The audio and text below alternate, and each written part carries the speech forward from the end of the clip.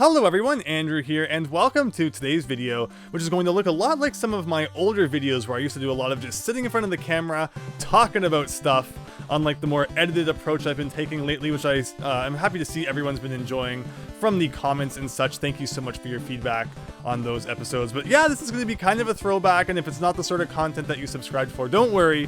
Next week I have a review of a game I think everyone's going to enjoy quite a bit. But today I wanted to talk about something a little bit different, and that is something that I have been up to for the last year, because exactly 1 year ago today, on the day that this is being recorded, November 27th, I started a challenge where I wanted to beat every single NES game that I own, which is all but 4 at this point, which is all but Flintstone Surprise at Dinosaur Peak, Panic Restaurant, Stadium Events of course, and Little Samson. So yeah, it's been quite the challenge, and I've been doing it, again, since November 27th last year I started, except I didn't quite know at the time that I had started, but that was when I beat the first game that kind of started me on this quest. So let me explain about that.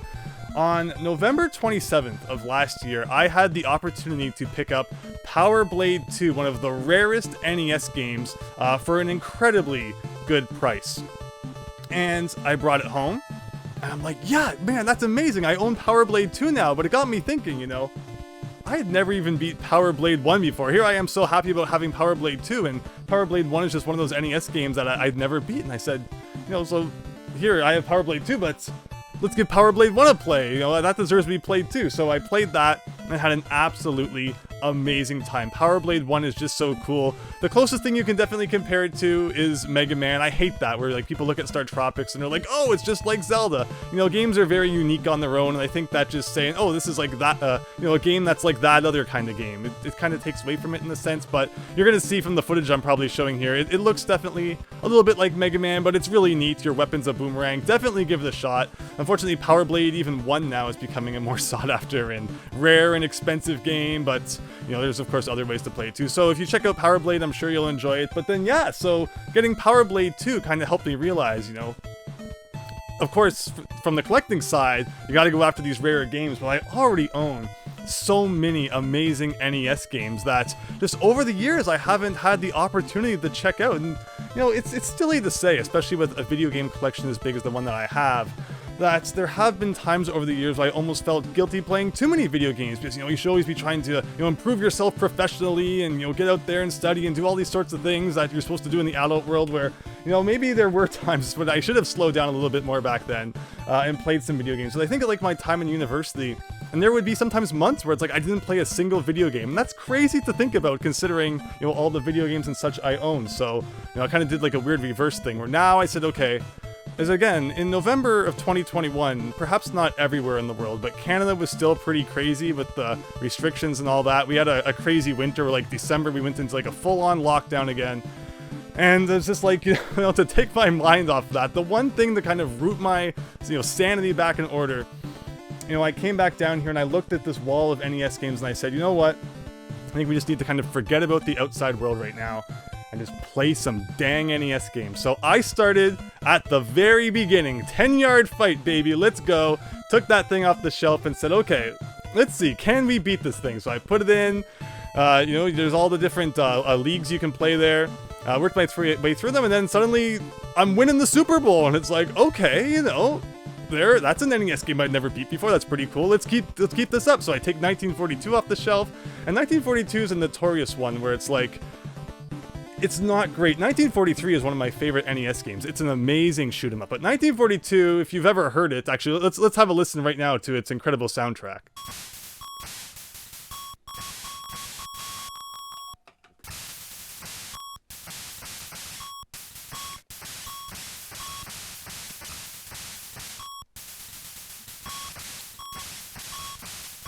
Just completely moving, I know, right? So 1942 is one of those games that, you know, I picked up before, I played it a little bit, but it's like, oh, 1943 is so much better, so why do I need to play 1942? But no, I was beating every NES game, so I put 1942 in, and this was like a make or break moment. If I had, you know, had a complete failure of an attempt in 1942, I might have said, all right, you know, maybe I'm in over my head thinking that I can go through every NES game and actually beat them all. That was the thing. It's not like I just wanted to, you know, take them all off the shelf and try them. I wanted to reach the end of every NES game that I owned, and you you know, 1942 always seemed like this mystical game where it's like, you know, it's janky, it's not great. It's an earlier NES release, and one of the coolest things about playing through every NES game has been getting to compare, you know, those newer games from those older games. And I like doing it in alphabetical order because there's no rhyme or reason to, you know, what year each game that you get to came out, and you also get to experience all sorts of different genres. Where if you did something where it's like, you know, play NES games by release year, that would probably be a really cool experiment too. If you started at like the earliest games and went to the latest games, you'd really get a good idea of just how, you know, things advanced over time. But I like the way I've been doing it in alphabetical order because you're always getting the mix-up of different things, and one time you're going for a game that was released in like 1987, and then next you're playing a game that was released in like 1993.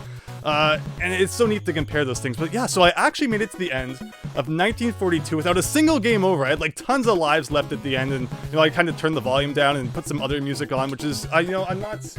One of the points of this, you know, playing all the NES games as well, was I kind of just needed that, again, that break from the outside world. I wasn't using like much technology at all back then. If you left any comments on any of my videos for like, you know, around the end of 2021 to like mid 2022, I probably didn't reply to it just because I wasn't on the computer. I just wanted nothing to do with pretty much anything at that point. But the one thing that the phone is still good for is, you know, if the NES game has a really bad soundtrack, and not just like, you know, a mediocre soundtrack, but like 1942 level bad, you can just crank this baby up and, you know, put whatever music you want on that. So that helped me get through 1942, and yeah, I beat it pretty much with like no effort. And that was like, okay, because again, that could have been a turning point. If I got destroyed in 1942, I probably would have been like, okay, maybe I'm in, like way over my head. No way I'm ever going to beat all these games, but well, suddenly I'm on a roll here. And then you move on to a few more games and a few more, and things were going really well. And you know, I was actually getting multiple games done a day. Like the first time I ever got 3 games done in a day was Eight Eyes, which is kind of like a Castlevania. Like we're comparing games to other games, but look at the footage; it looks a lot like Castlevania, and it has a password system. So like I started it the day before, and then on December 2nd I beat that, and then I put in A Boy and His Blob. And A Boy and His Blob was always a game that, you know, I'd put in, I'd try for a bit, people are like, oh, this is like a cult classic. I'd be like, oh, this is kind of awkward.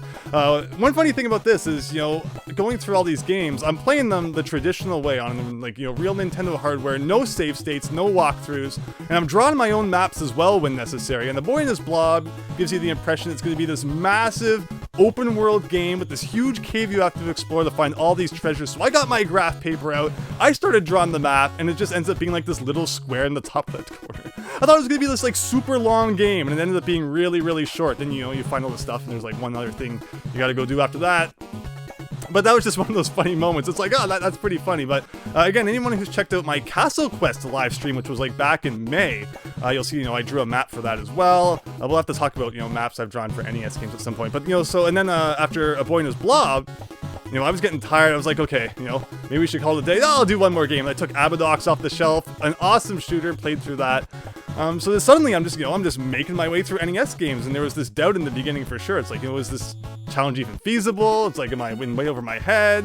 But the, you know, the more NES games you beat, the more kind of confidence you build up. And then it happened. It happened. We hit the game that years ago I picked up. Years ago. I read the back of the box, I read like a review of it, I was like, this sounds like the best game ever. And that game is The Adventures of Bayou Billy. It sounds like the coolest game. It's a beat 'em up mixed with a light gun shooter mixed with driving, like 3 arcade genres mixed into one. This should have been the coolest game, the most popular game. Everyone should love this game.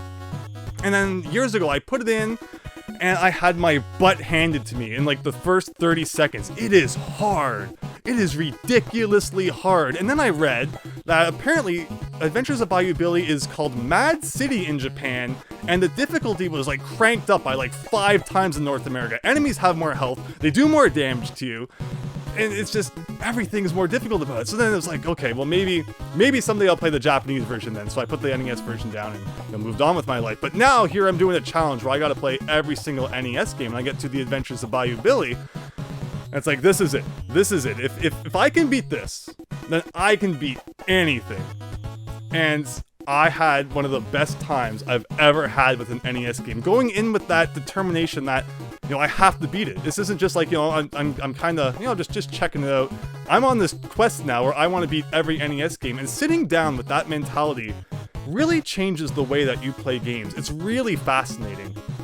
because there are some NES games where it's like, you put it in, it's not that fascinating really, it's not that great, the first 10 minutes of the game, maybe it's kind of boring, but then because you're in this state where, you're determined to make it to the end, you push on and you just discover a whole world that, you wouldn't have if you would just kind of judge the game based on that first little bit. And the Adventures of Bayou Billy, having that determination to, push past that initial challenge of getting your butt kicked within like 30 to 60 seconds the first time you play it, it just ended up being such a cool game. And that's just another moment where it's like, just like with Power Blade, there are so many neat games on the NES, and I want to experience them all. So here we go. So after that, we're kind of off, and we're working our way through all the games in alphabetical order. And, I've kind of, that's been a few mini stories in terms of the first few games I've played there. I have stories about pretty much like every game I've played now, which, can you see this? Yeah, you can see this.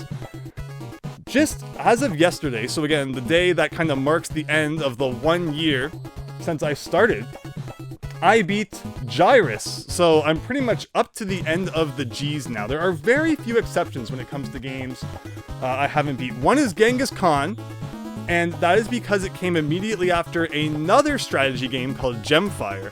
And, again, we'll talk about the different genres I played. Gemfire was really good, but Genghis Khan kind of put off to the side for a minute there. And there's one other game that starts with G that I haven't beat yet, because I want to stream it together with all of you, and it's probably a game that I don't know if anyone's ever streamed before, so we'll get to experience that together probably in the next few days. But otherwise, I'm now into the H's after 1 year, because overall, not just including games that I beat when I started my challenge, but overall, I have now beat 310 NES games in my entire life, with over 250 of them being during the past year, which is pretty neat.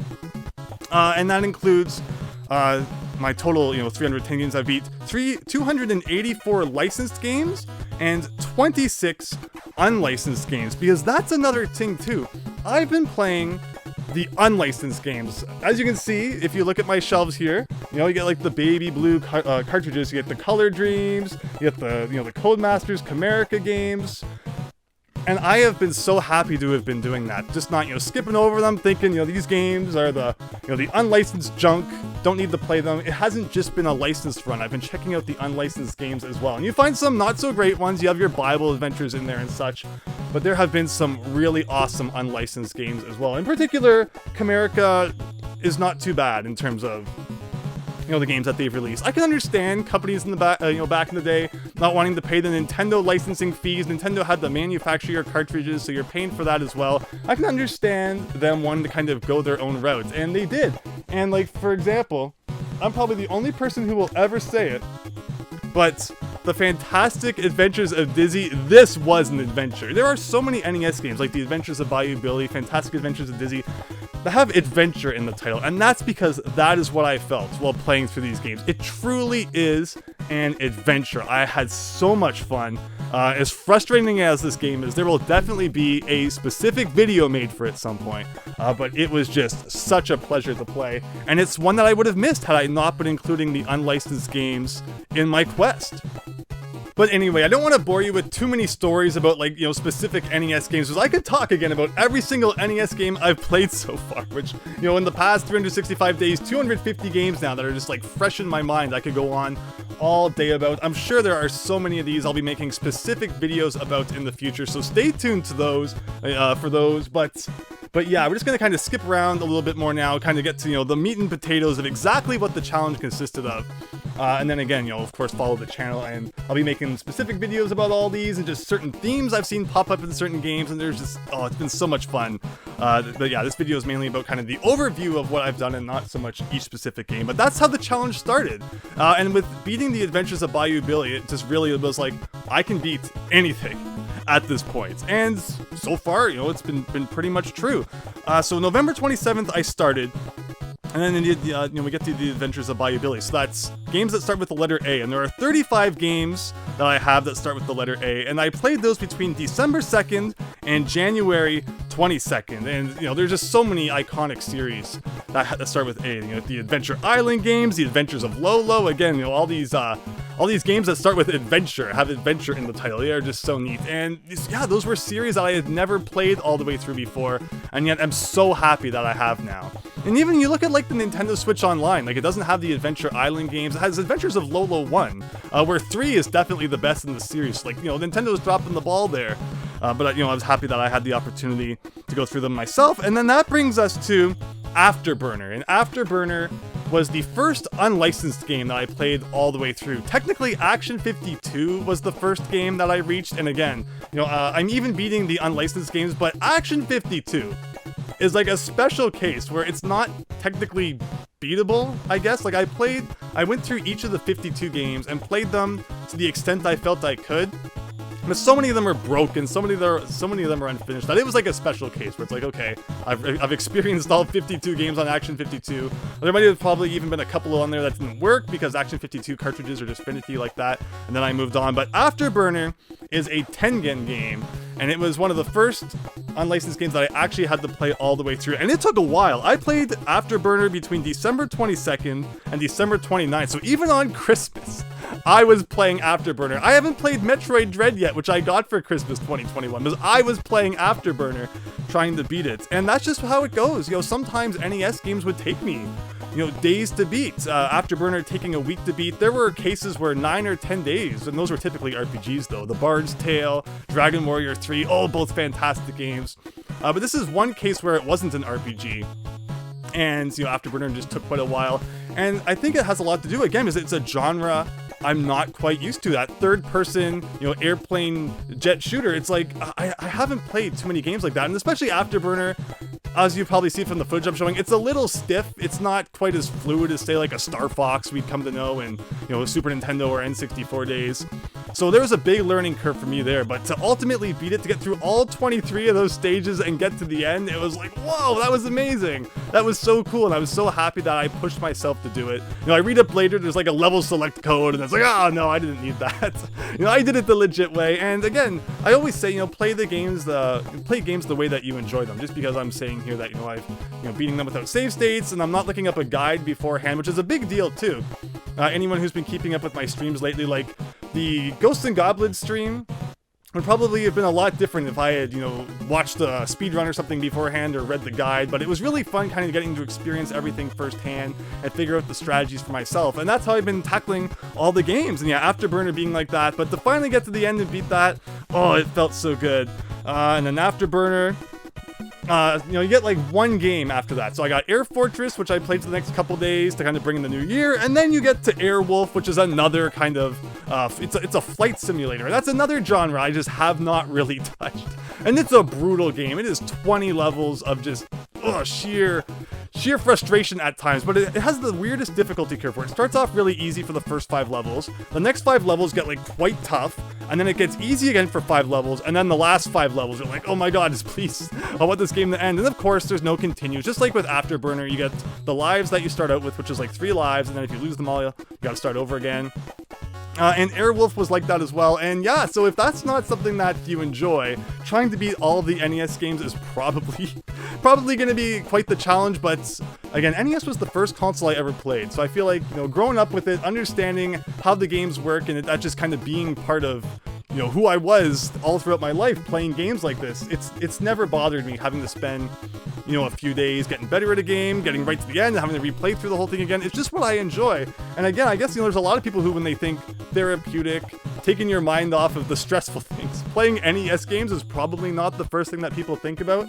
But again, if you've checked out any of my streams, you'll see that. I love it. I just love these games. Like Ghostbusters, how many tries did it take us to beat Ghostbusters? And then when you get that winning run, it's like, yes! I still think back to the fact that I somehow thought it made sense to have no experience with Ghostbusters, maybe have played it for like a total of 10 minutes my entire life, and that 10 minutes being like a decade in the past.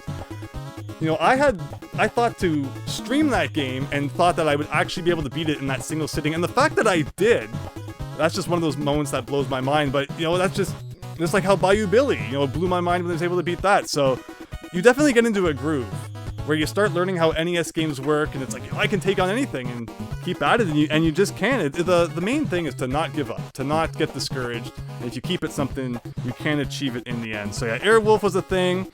We get All Pro Basketball, which was one of the first big sports games that I played. And the way that it works is you have to play like a 35-game NBA season, and then at the end, you know, whoever had the most wins wins the season.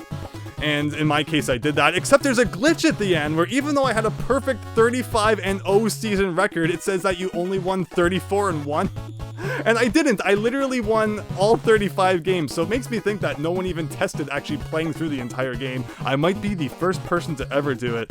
But that's the A's anyway. Again, I skipped over so many games that start with A. There is so much to talk about just in that, you know, 35-game span there. And A actually being, you know, one of the shorter letters that I've done so far.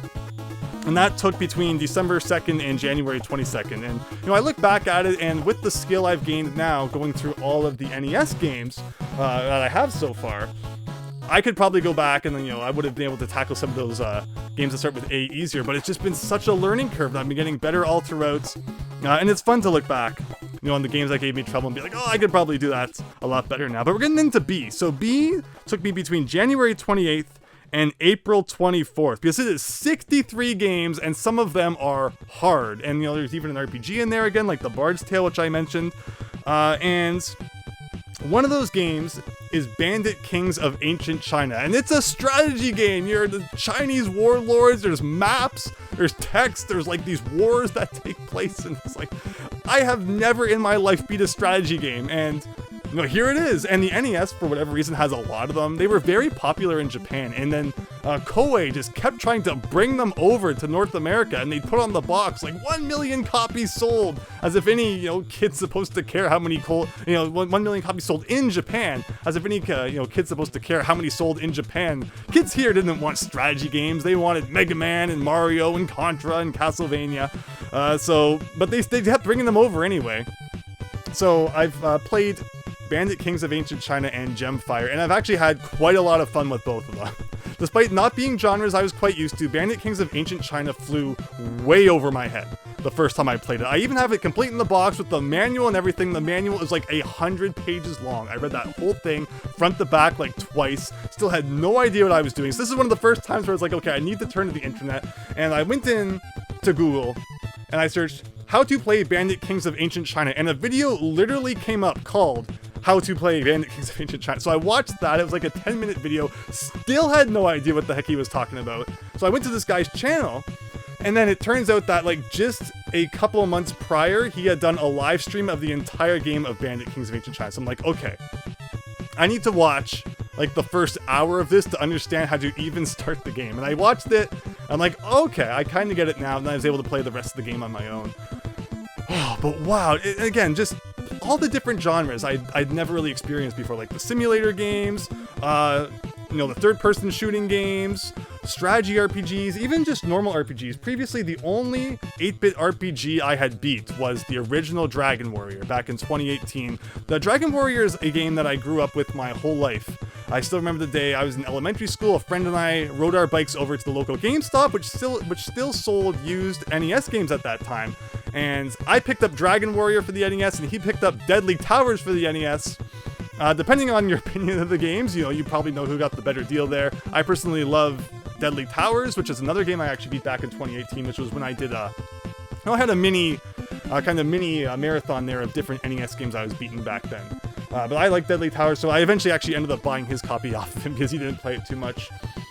So yeah, previously Dragon Warrior was the only NES RPG that I had beat, but the Bard's Tale was the first one that I had beat as part of this challenge, and it was awesome. Bard's Tale was just so cool, and it's like a first-person RPG where it's like you don't see your character from overhead, but you look forward through the different halls and dungeons that you explore. And I had to draw maps for this one. I can navigate my way around the overhead view RPGs, no problem. I never need to draw a map for those. But the first-person view ones, I get lost so easily. So the Bard's Tale took me 10 days to beat, and I think a lot of that was because I was just drawing maps for so much of it.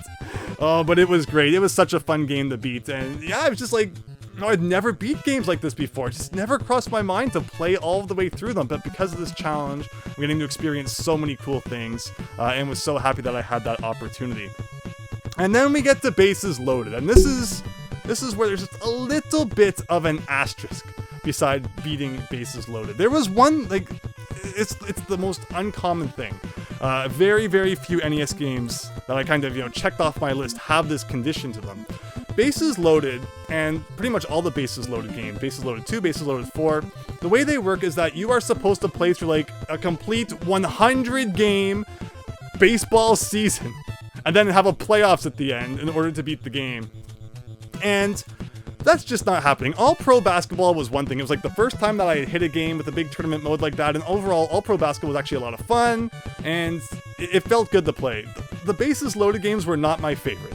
So the idea of playing 100 games in each Bases Loaded game to do a complete season just to check it off my, completion list was not very appetizing. So I said, okay, what we'll do is we'll call it a conditional clear if I can just win one match of Bases Loaded. So, I've experienced the game, I've proven I can play it and do well at it if I put enough time and effort into it, but I'm not going to spend the next 3 months, maybe more, playing all the Bases Loaded games when I could play, experience a lot of other games in that time. So I won one game in each of the Bases Loaded games and said, okay, conditional clear for now in terms of my challenge, and maybe someday if you guys really demand it, I'll go back and do complete seasons of them for some reason, but I don't think anyone really wants to watch that. But that's just, a way to make your game really long back then. It just required the player to do like 100 games in order to get to the end of it. But I think I got a good, good grasp of what each of the Bases Loaded games has to offer. And that's another thing to mention too, is that when I did the challenge, as mentioned, it was completely for myself. I never knew if I would, ever come back to YouTube to discuss what I was doing here, to take some of the things I've learned and make them into videos. There was a long time again, into even early 2022 where I was just like, I want nothing to do with anything anymore, just because of, how garbage everything is out there in the world. But here we are, things, I don't know if things are better or if it's just my mind has gotten better at blanking out everything around me. But I'm actually having a lot of fun, talking about these things now and making videos about them. And thank you, to everyone out there who is watching them. I'm happy that you're enjoying it.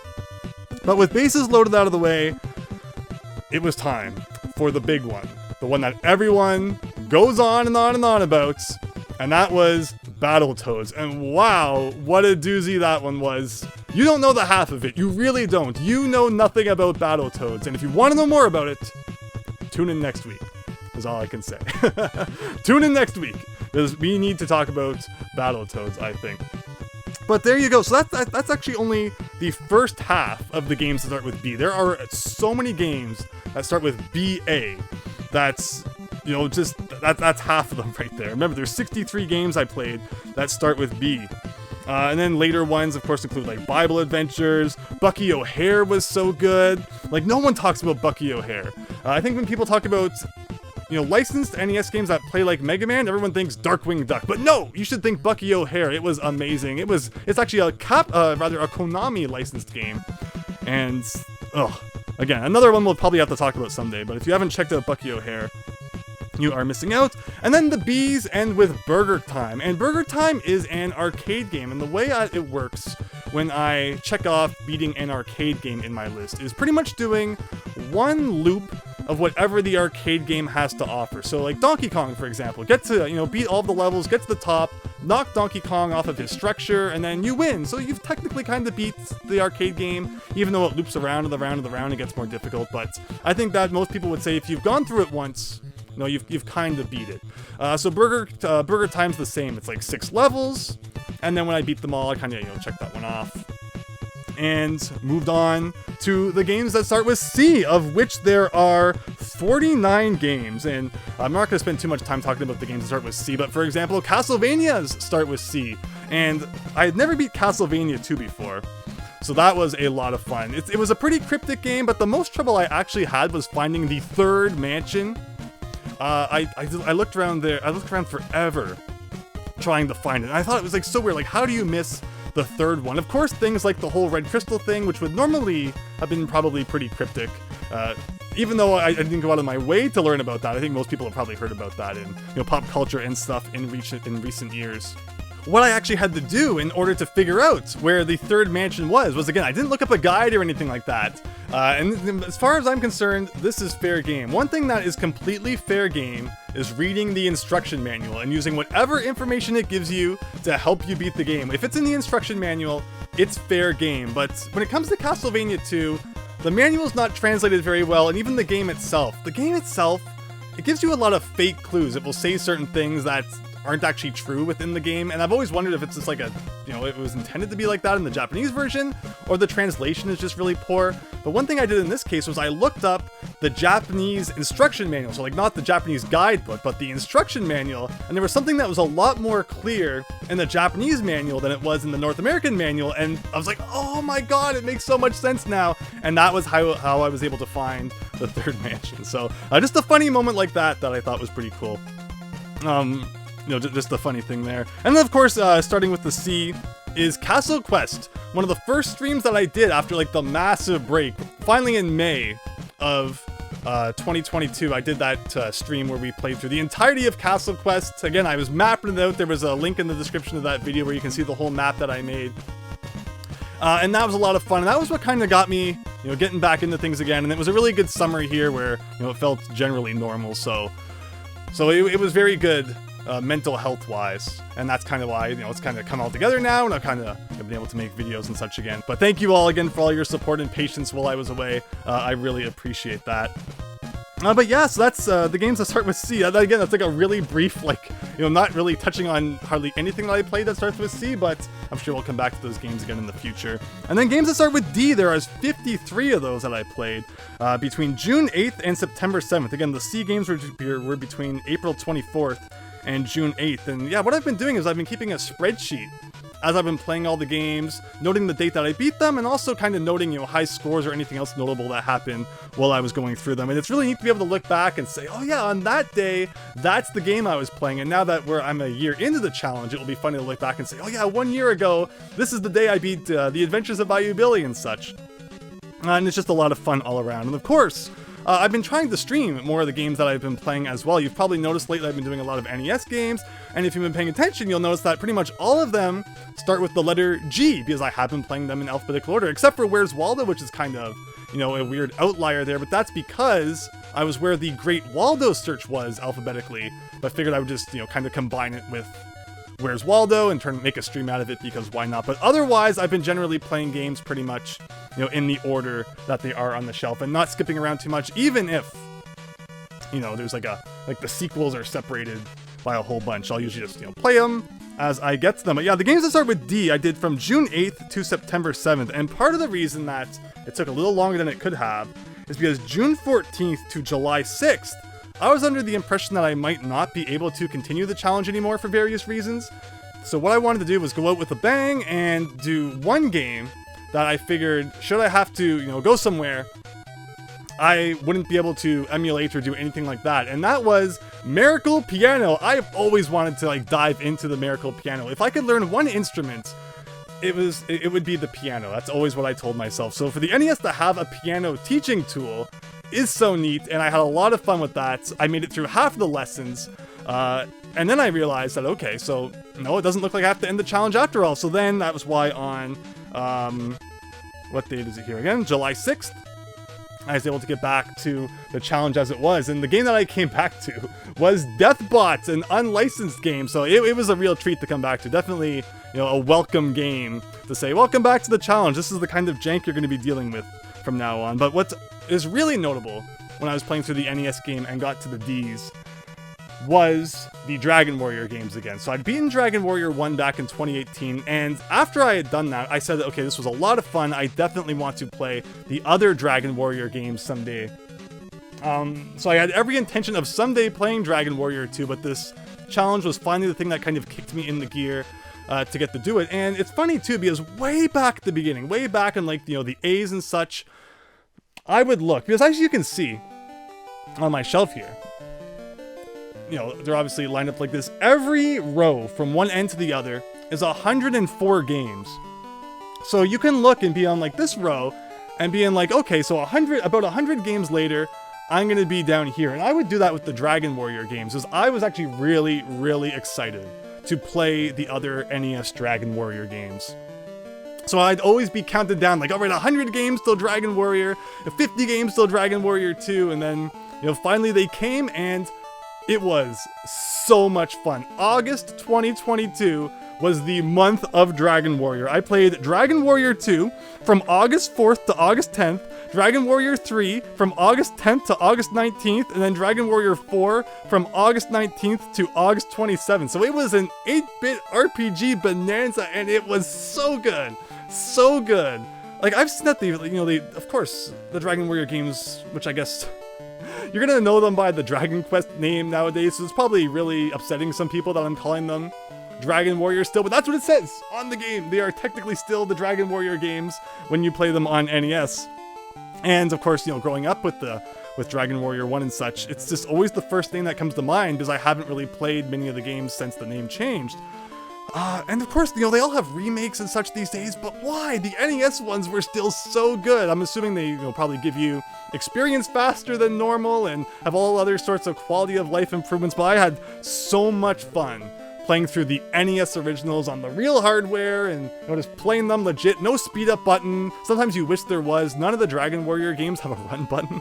But I wish there was, but otherwise, oh, they were such good games. They were such good games, and I was so happy to finally beat them all.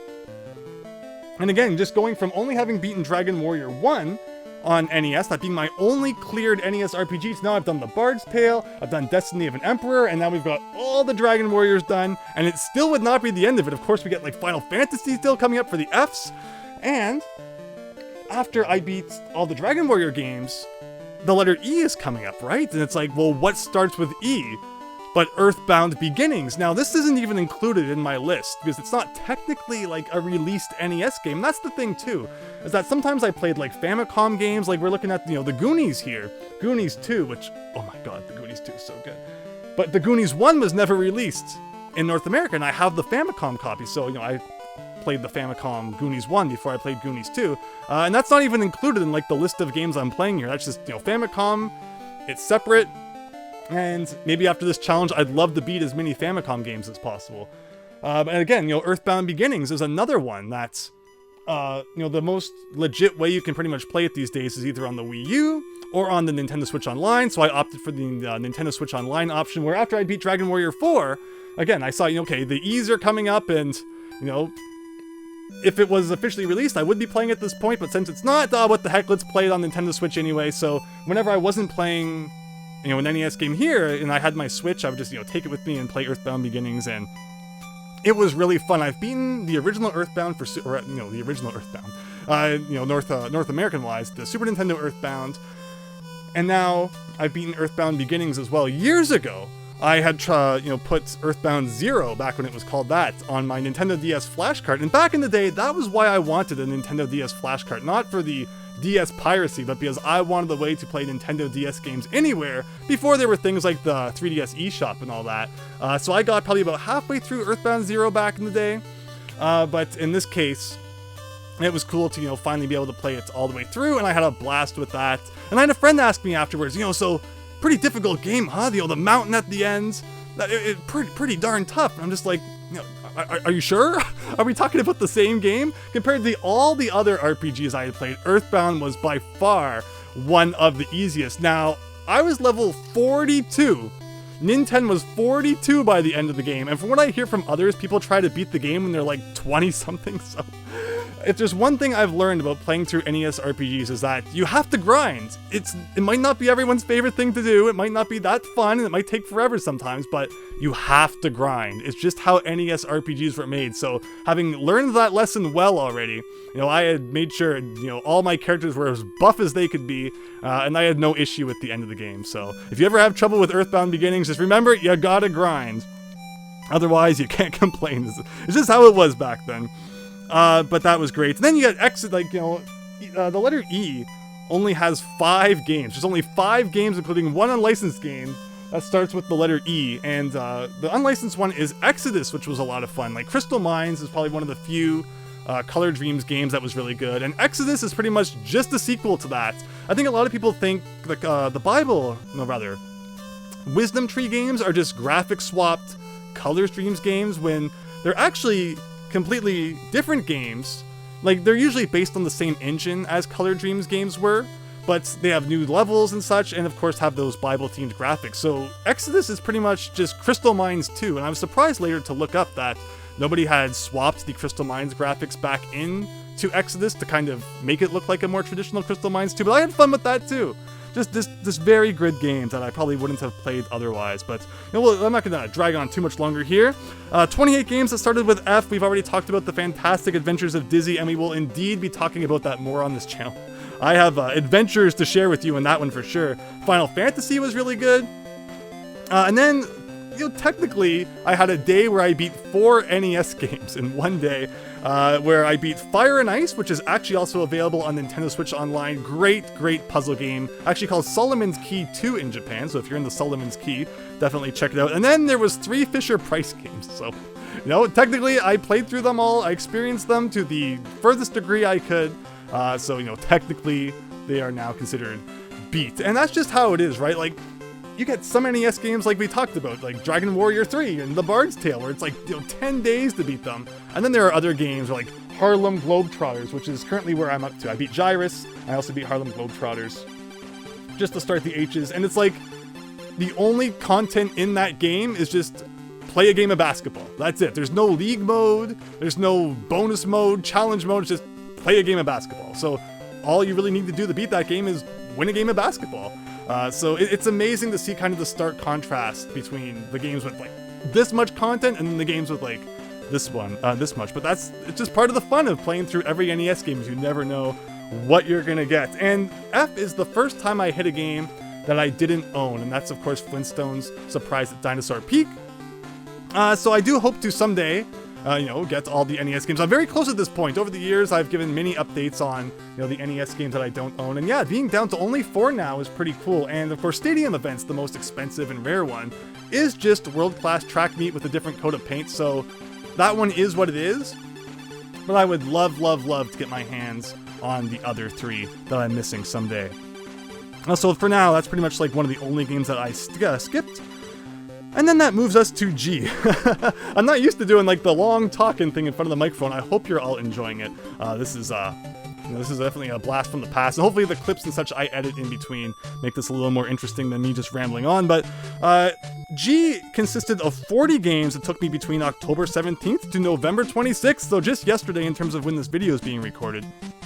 And I think I've streamed 6 games from this kind of set since I'm getting back into YouTube. I streamed like Gauntlet, Ghostbusters, Ghosts and Goblins, The Great Waldo Search, just so many fun games that I've been able to stream that start with G. Even golf. Golf was surprisingly one of my most popular streams. I got like so many subscribers from that. People were just popping up in the middle of the night. I don't know how they found the stream, but everyone seemed to enjoy golf. So thank you for everyone who joined in watching, me do some rounds of NES golf. But yeah, it's been a lot of fun streaming these games, and again, maybe you caught on to the fact that like every game he's streaming starts with G, or maybe now it's like, oh, that makes so much sense why he was doing that. But that's what's going to be happening from now on. I look forward to streaming more games in the future with everyone, and I've been trying to keep it so that when I stream it, it's probably going to be like a victory run or something like that. I assume people probably don't want to see too much of the, Andrew figuring everything out, which I kind of did again for Ghosts and Goblins and for Ghostbusters. But let me know what you like in terms of NES game streams, because that's part of it too, and why I wasn't like streaming it and such earlier as well. Because NES gaming is very organic for me. I might sit down and play a game for just half an hour before I go do something else, or I might sit down and you play until you don't push it. It's like, okay, well, I've tried this a few times. It's not working out right now. I'll come back again later. Where when you stream, it's like, okay, well, now I've gotten everyone's attention. I kind of am obligated to stream for like, the next 3-4 hours. And that doesn't always mesh with the way that I have played NES games prior to when I started streaming them. But just let me know what you think in that regard. And I think that so far the streams I've done have turned out well, and I'm happy that people have seemed to enjoy them. But yeah, so you've seen the games I've streamed. Again, Goonies 2. Whoa. Metroid, move over, because there's another game that is even more Metroid than you. It has a map when you pause. Metroid, get out of here. No, Goonies 2 is so good. It's a game I beat just recently. and it blew me away. It really did. And it's it's one of the older NES games. It's not even a 3-screw game. It's a 5-screw, which tells you just how early on it was released in the NES's life. And even the older games can be so much fun. And I've actually found, just like with Bayou Billy, that sometimes it's the older games I like more because they tend to be more difficult and even more unforgiving at times, more cryptic, where the later NES games tend to be more hand-holdy. They give you a lot more lives. You probably get infinite continues by that point. But the most memorable NES games for me are definitely the ones where it's like you're always on that brink of destruction that will send you back to the title screen. And I know that's not everyone's thing, but for me it's huge to overcome that and be like, I was this close to having to retry, but I did it. And now we can put this game and, just admire it for a little bit. But with that, yes, so I beat all those, and then again, I said I haven't beaten Genghis Khan because Gemfire comes immediately alphabetically before it, and it was also a strategy game. And then you put in Genghis Khan, which is like one of Koei's older strategy games, and it's like all text, and it's just like, ugh. And I don't know if it was because it was just I just beat Gemfire, so it's like I'm not in the mood for this anymore. I need a little bit of a break from the strategy games, or I think it's going to be a very primitive and difficult game to work with. So if there's anyone out there who's like a Genghis Khan expert and is willing to join me for a stream or something and walk me through how to beat it, I'll be all good for that. But otherwise, I'm not in any rush to go back to Genghis Khan, even though my whole challenge here has been my philosophy to not skip over a game, even if it seems tough, even if it seems challenging. Because so many times, I'll just say, okay, I gotta do it. And then after an hour or so, you figure it all out. And it's like, well, what was I so worried about an hour ago? But Genghis Khan, someday I'll go back to it, but not today. And then there's one other game that starts with G that I have not beat yet, because I want to stream it all with you. So keep an eye out for that stream in the next few days, but there you go. I don't usually have notes or a script or anything, but there was a lot of dates and stuff I needed for that. That is what I have been up to for the last year. I have beat over 250 NES games just in that year, and now over 300 total, not including ones like Earthbound Beginnings or Goonies on the Famicom or Super Mario Bros. 2 on the disk system. Like anything like that is not included in that total, and it has been a blast. And from what that tells you is, there's under 700 licensed NES games, and when you include the unlicensed ones, it takes you up to around like 750. So give it another year, a year and a half, I could probably be through all of them. I'll try. I really will. Of course, making content and such, that takes away a little of the attention that I have from being able to just kind of go through the NES games. But I enjoy streaming them too, and that's a good way to play some NES and deliver content for you all. So let me know what you think about all this. I kind of just wanted to talk about it, celebrate that 1 year since I went on this quest, and I'm still going. I have no desire to stop. I'm having so much fun. And I hope that you've enjoyed the content that has come from it, and will enjoy the content in the future that will be based on my adventures with all these games. So thanks for listening to that really long ramble. I hope you enjoyed it. And next week we'll be back to the more, edited content, which I know everyone's been enjoying lately. So let me know what your comments are down below. If you have any questions about any NES game that starts from the numbers all the way up to the ones that start with G, I'd be happy to answer them. And otherwise, hope you all have a great day. So thanks, and see you later.